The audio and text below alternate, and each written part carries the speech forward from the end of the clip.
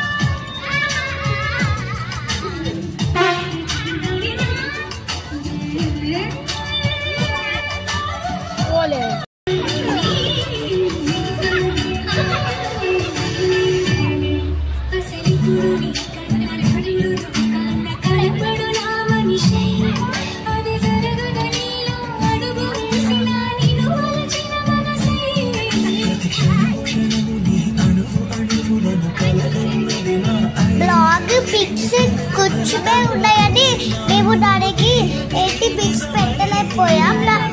Next blog లోని ఆ pics అవన్నీ పెడతాము. ఆ బావగారు చేసిన ఎనర్జీకి అదంతా లైక్ చేయండి, సో షేర్ చేయండి, సబ్స్క్రైబ్ చేయండి, గంట కూడా